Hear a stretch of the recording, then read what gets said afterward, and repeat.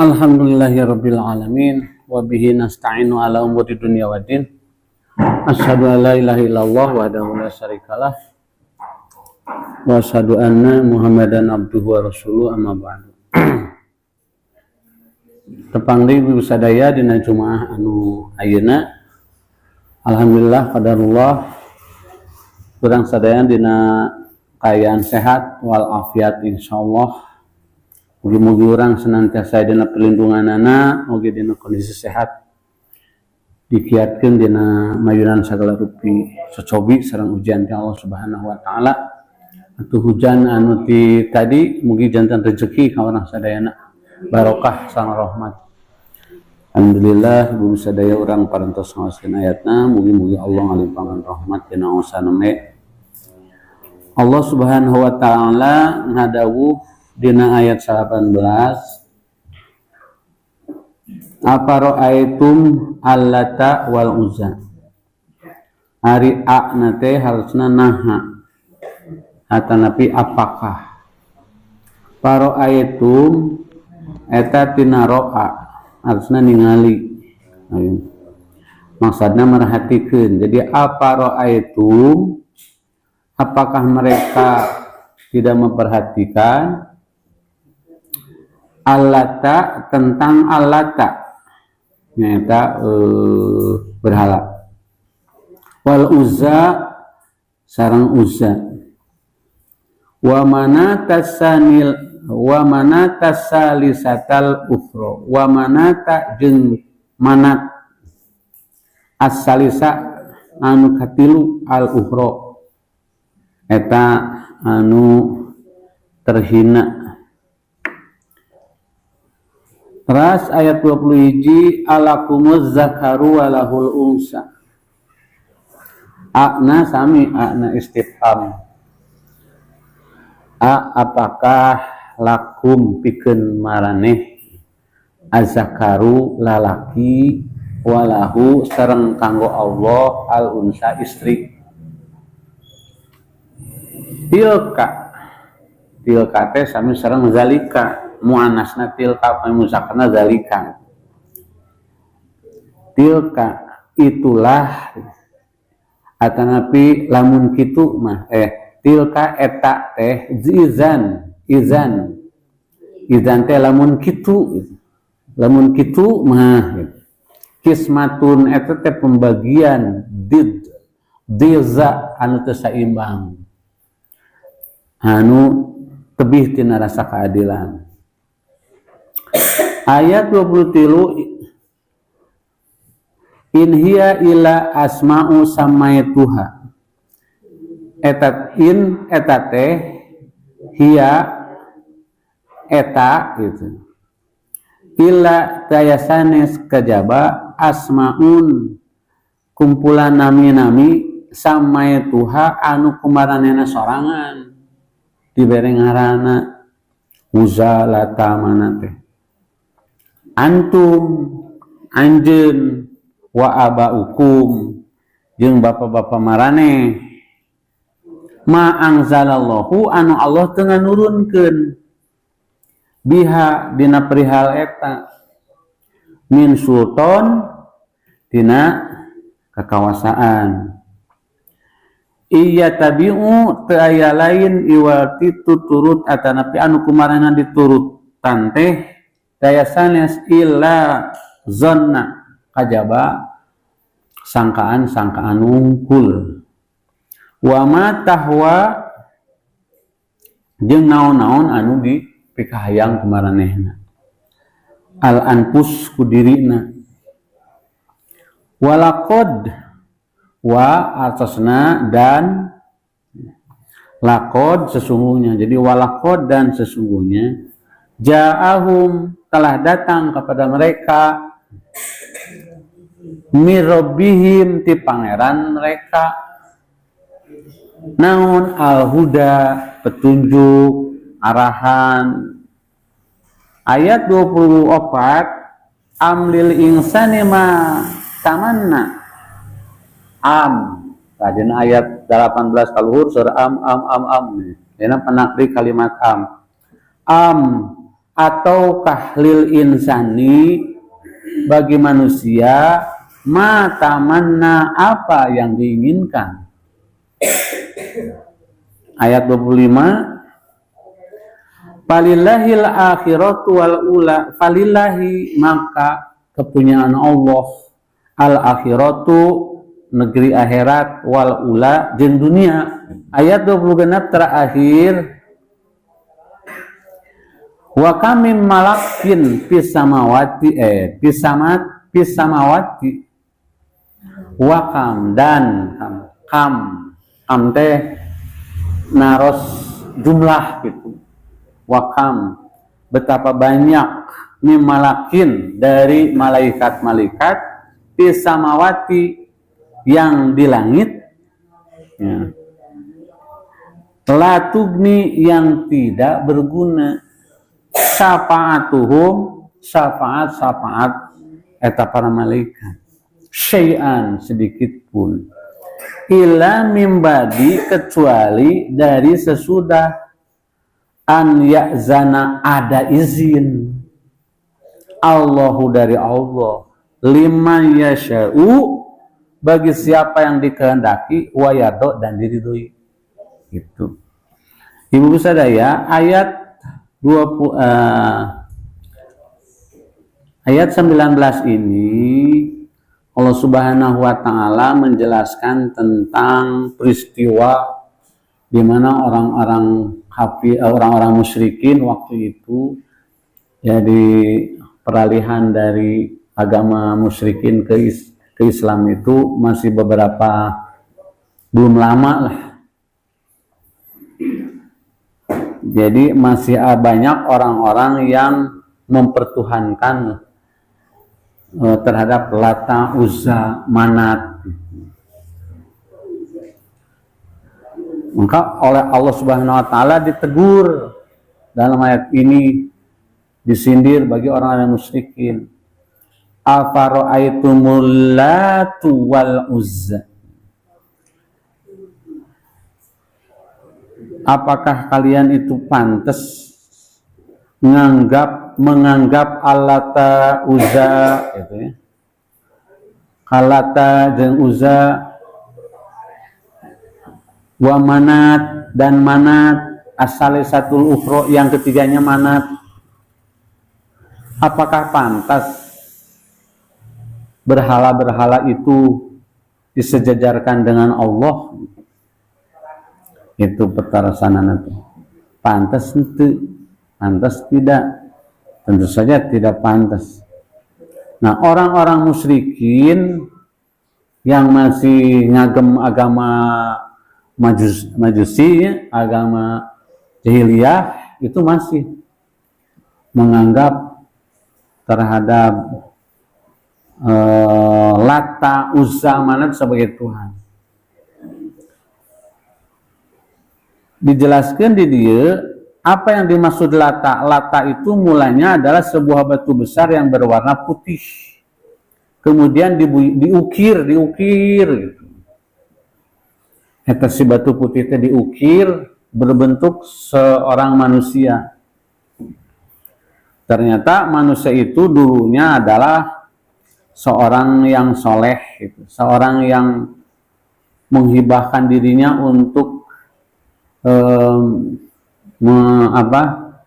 melayani orang-orang yang ke Mekah versi musyrikin. Si laki-laki itu rajin suka membuat makanan-makanan yang diperuntukkan bagi mereka yang datang ke Mekah.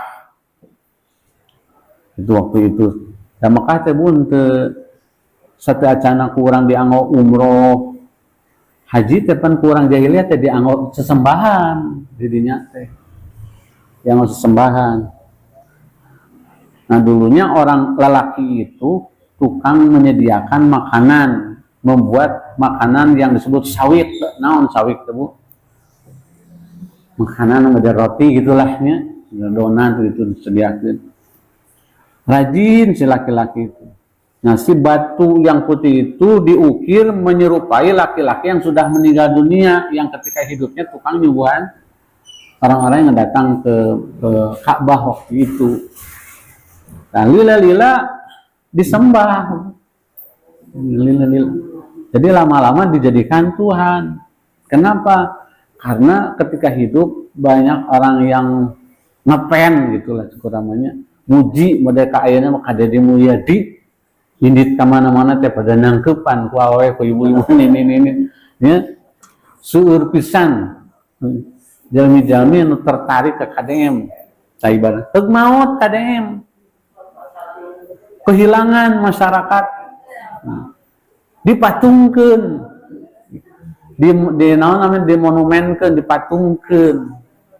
Mungkin oleh orang-orang di zaman itu tidak disembah, lama-lama anak cucunya kan ari cerita mah kisah semakin lama semakin harum gitu. Dikultuskan, dianggap Tuhan. Eta disebut Lata teh Bu. Aya yang disebut Lata teh gitu. Ari Uzza, nah Uzza mah eta teh dina kalimat Al-Aziz, mulia. Jadi orang yang dimuliakan. Akhirnya dipertuhankan. Itu terus manat oke eta teh isim muannas. Ya pokoknya tiluanana asal muasalna mah orang-orang yang di sanjung-sanjung telah mati dipatungkan gitu. Lata Uzza mah ayana teh antara Mekah sareng Taif jadinya. Ayeuna masih aya ku Rasulullah sallallahu alaihi wasallam lokasi patung eta teh ayeuna dirobi jadi masjid di Taif. Kapungkurna tempat pesugihan mun aya namanya Gunung Kawi mun aya nama gitulah Cirebon. Terus dirubah ke Rasulullah jantan masjid Taif itu. Luar biasa. Nah, itu ibu-ibu ini ayat 19 dan 20 teh. Nah, kemudian ayat 21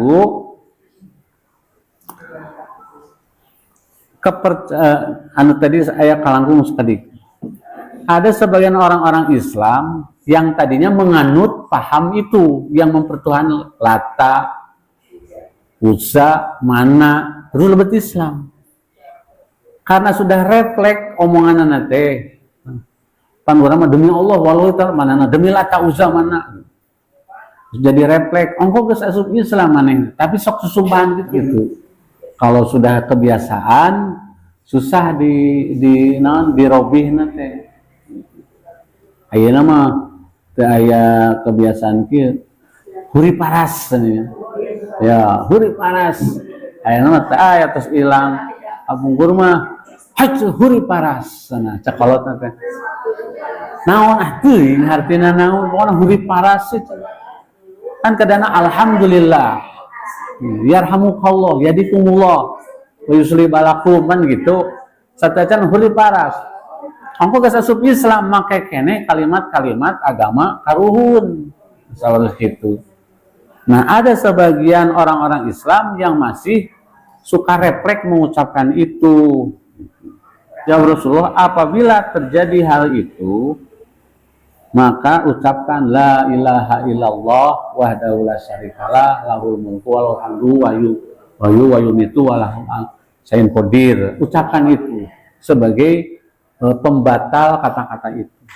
Jadi Rasul dimaklum da anyar asup Islam baheulana agamana eta agama jahiliyah. 21 alakumuz zakaru walahul unsa. Manat itu adalah diyakini sebagai anak Allah gitu.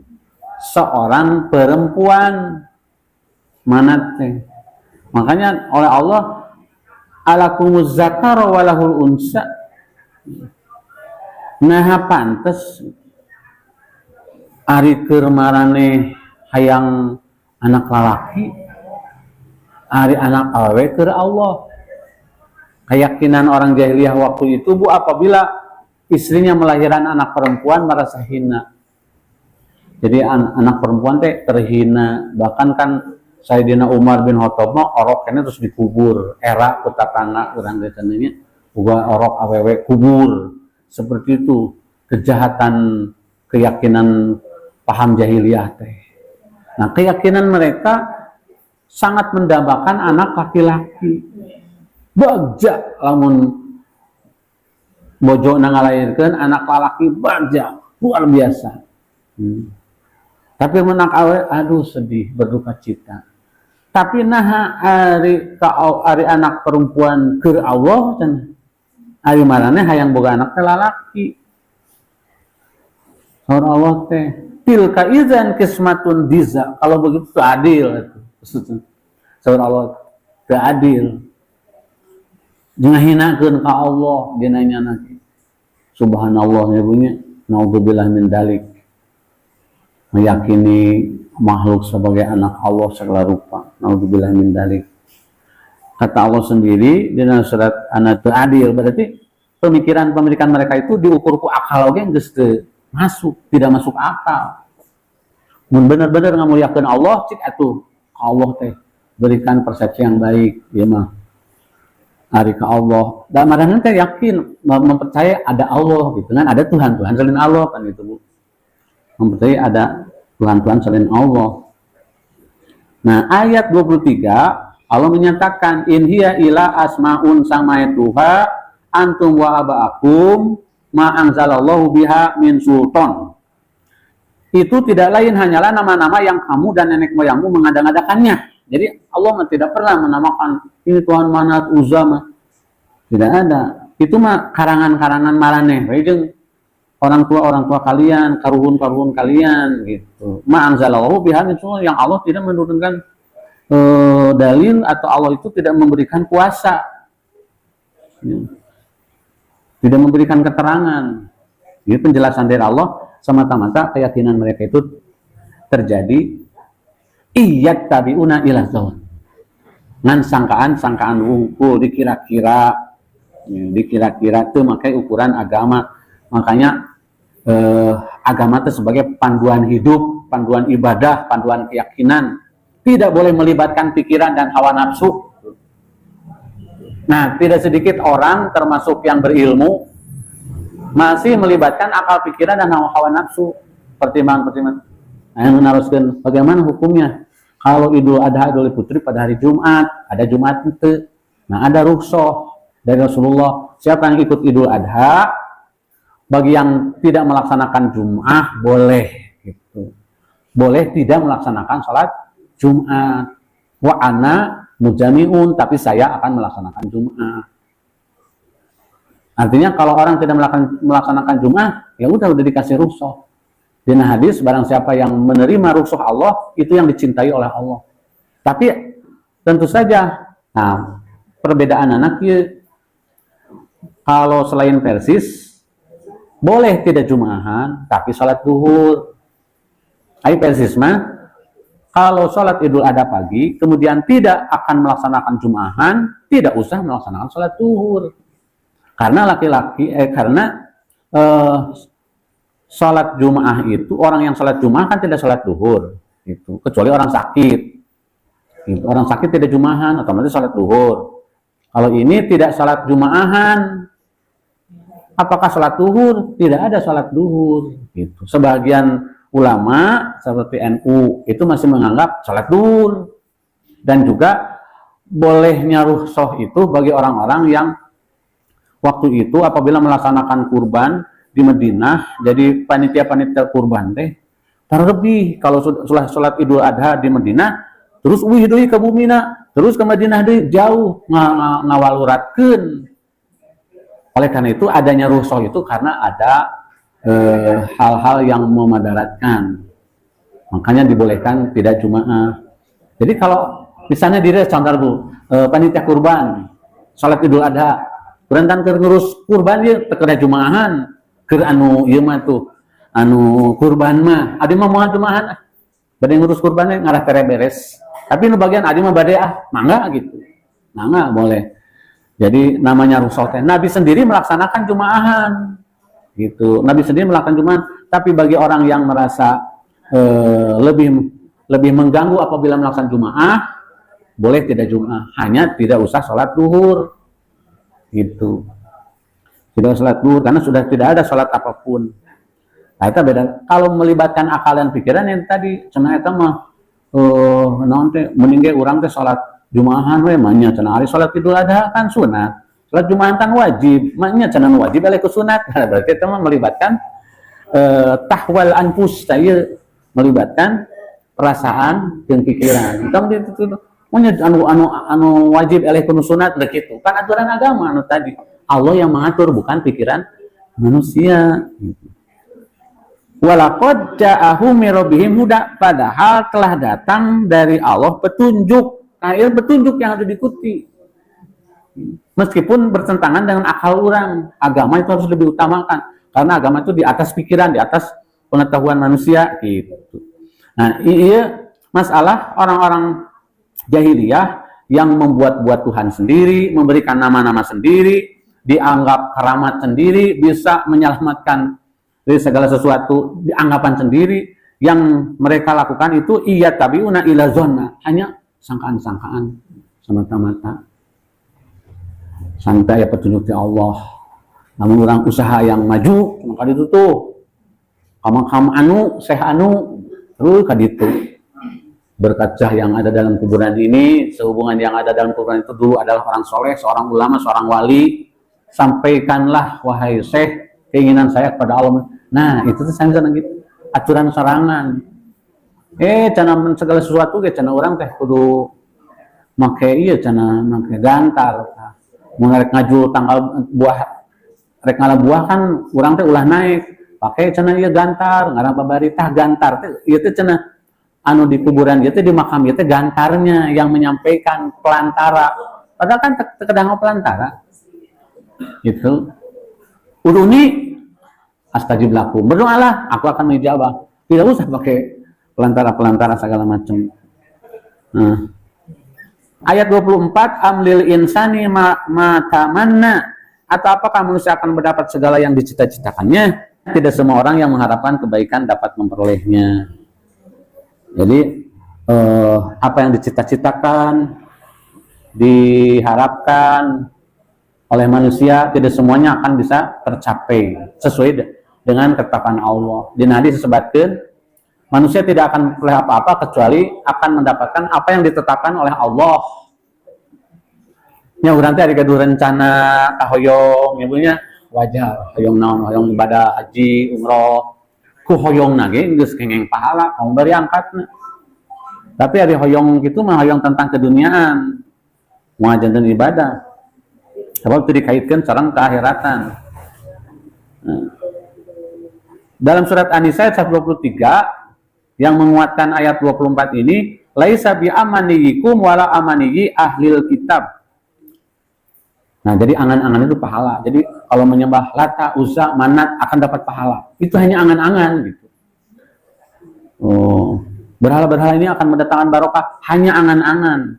Dalam surat An-Nisa, pahala itu dari Allah, bukan menurut angan-anganmu yang kosong dan bukan menurut angan-angan ahli kitab. Nah, itu pernyataan Allah dan surat An-Nisa ayat 123. Ya, ini tidak semua orang yang mengakui bahwa dirinya mendapat petunjuk sesuai dengan apa yang dikatakannya. Tidak pula semua orang yang mengharapkan sesuatu dapat meraihnya. Gitu. Ayat 25, falillahil akhiratu wal ula. Maka hanya bagi Allah kehidupan akhirat dan kehidupan dunia. Maksudnya kehidupan dunia dan akhirat itu semuanya juga harus dijadikan sebuah cita-cita mendapatkan ridho Allah Subhanahu wa taala baik di dunia maupun di akhirat. Jadi dan menunjukkan bahwa dunia milik Allah, akhirat milik Allah. Allah yang merajai dunia dan merajai akhirat. Jadi kalau Allah rajanya di dunia, raja di dunia, kenapa mencari-cari selain dari petunjuk Allah? Dunia tekan Bu, menurut pandangan orang-orang yang beriman tidak berarti, tidak berarti.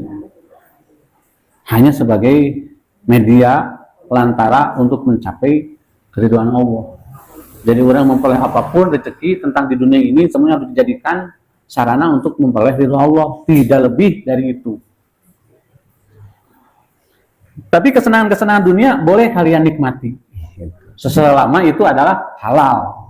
Mangga. Maka hukumnya ada yang haram, makruh, subhat. Nu haram jauhi. Yang halal, yang makruh bening lah. Sok makruh ge. Da terjadi dosa makruh mah. Ngarokok, nuang jengkol, nuang peuteuy, sok ari beuki mah. Da makruh, teu aya akibat akhirat, aya akibat siksaan aja. Dosa eta mah silakan. Nikmati kesenangan dan kenikmatan dunia itu selama itu tidak melanggar aturan-aturan Allah dan jangan dijadikan sebuah tujuan. Sebab tujuan kita kan akhirat, bukan dunia tujuannya. Abi bukan terus nyari gitu. Seseorang yang pergi ke ladang untuk menanam padi dari mulai nyangkul, ngaramet, tandur segala macam dirawat sampai panen. Yang diharapkan oleh kita apa? Yang diharapkan oleh kita adalah panen padi. Tapi kalau ketika kita mengurus sawah, ada belut, cokot tonggu, canak tong, ambil jangan, ambil ada belut di sawah teh, aya tutut ambil, ada ikan ambil, nah kayaknya ambil, itu kesenangan dunia. Nupokona mah orang mah menanam padi. Tapi ketika kita menanam padi, kemudian kita pukul lutus, ayeuna meuli belut tutut. Acan di sawah teh. Jadi horea mah cenah. Antepkeunna pare teh rek loba ku manuk di dahareun. Nah itu salah. Jadi bukan tujuan mencari belut dan tutut. Menanam padi hanya kalau ada ambil. Rawe gitu.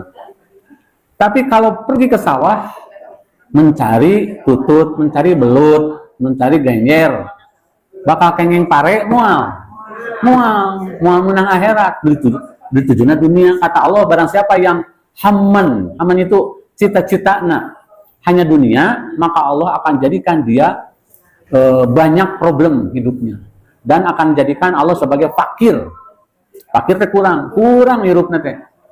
Sok ibu-ibu yang korupsi, apakah itu orang miskin? Orang yang gajinya minimal 50 juta sebulan, korupsi keneh hayang 1 miliar. Padahal kan kebutuhan hidup 50 juta teh udah cukup cek urang mah angker jaman qanaah mah loba teuing. Urang mah pan teu panginten 50 juta sasi aya ibu di dieu anu gajina 50 juta. Ya ayanya. Tapi oknum-oknum anggota DPR, oknum-oknum pemerintah menteri korupsi deui padahal gajina sakitu ageung. Kenapa? Karena Allah jadikan mereka itu sebagai fuqara, orang fakir, orang kurang. Barang siapa orang yang mencari akhirat, kata Allah, maka dia akan berikan hak-hak dia di dunia. Jadi rezeki dua dipasihan ku Allah dan dia akan memperoleh ketenangan dalam hidup. Yang penting tenang. Anu senang belum tentu tenang, yang tenang pasti senang. Ya, mencari kesenangan ke mana, tapi jadi tenang wae hate teh. Jika tempat piknik angel hate teh tenang. Hayang poho karena hutang, ingat ya, karena hutang kayak ingat wae. Jadi ketenangan itu tidak akan diperoleh hanya dengan senang.